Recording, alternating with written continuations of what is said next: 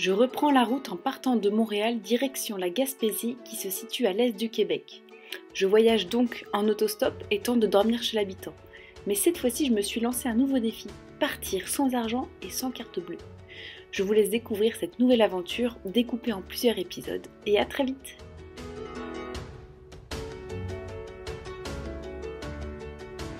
Je viens de quitter René, je reprends la route, l'autostop là, et j'ai un peu la trouille parce qu'il commence à pleuvoir et il y a un petit peu d'orage qu'on entend de loin, donc je vais me prendre une saucée.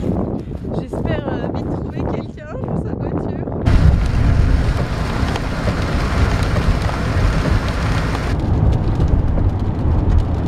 C'est clair, il y a personne, mais tu sais, j'ai comme hésité, puis j'étais là. Tantôt, Charlie, tu parlais d'appropriation culturelle. Est-ce que tu veux bien un peu plus expliquer ce que c'est? Je peux essayer. Ouais. Mais dans le fond, Cool. tu sais, comme en fait, l'appropriation, tu sais, parce qu'en fait, les échanges culturels, c'est assez normal, tu sais, depuis l'histoire de l'humanité. Tu sais, comme en voyageant, évidemment, on adopte des choses de d'autres cultures, mais comme on vit dans un monde où il y a eu beaucoup d'oppression, puis, tu sais, dans le fond, il y a eu beaucoup de colonialisme. Il y a certains symboles culturels qui n'ont pas la même valeur que, par exemple, pour nous, les Blancs, ou nous, si quelqu'un veut quelque chose de notre culture, ben c'est...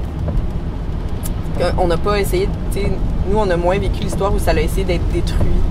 Mais par contre, pour certaines cultures, dans certaines régions du monde, on a essayé vraiment d'assimiler les gens ou de leur enlever certains éléments de leur culture. Puis aujourd'hui, ben, des fois, ça revient, c'est certains éléments de ces cultures-là qui reviennent à la mode. Je peux donner l'exemple peut-être de la coiffe autochtone, qui était portée dans les festivals, ou comme, je pense qu'il y avait comme des grandes marques qui en faisaient, là, genre H&M ou un truc comme ça, puis qui les vendaient, mais en fait, ça profitait pas aux cultures à laquelle auquel ce symbole-là appartenait. Puis, en fait, les autochtones, beaucoup de communautés autochtones continuent d'être ostracisées, continuent de vivre dans ça. Puis, en plus de ça, il y a plein d'artistes autochtones qui vont vendre des objets autochtones qui vont être des vrais, puis ils vont être en compétition avec des objets autochtones qui sont faits en Chine. C'est plein d'éléments qui peuvent parler de l'appropriation culturelle, mais c'est quand même un sujet hyper complexe. Là.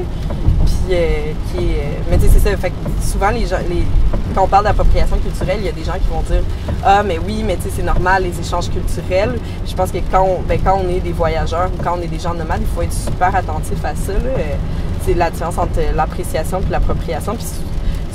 Puis, est-ce que les pratiques que j'ai en tant que voyageur, en tant que citoyen, y aident les communautés desquelles je profite de ces symboles-là, ou est-ce que c'est vraiment juste dans un but mercantile? Fait que c'est un complexe, c'est un concept un petit peu compliqué.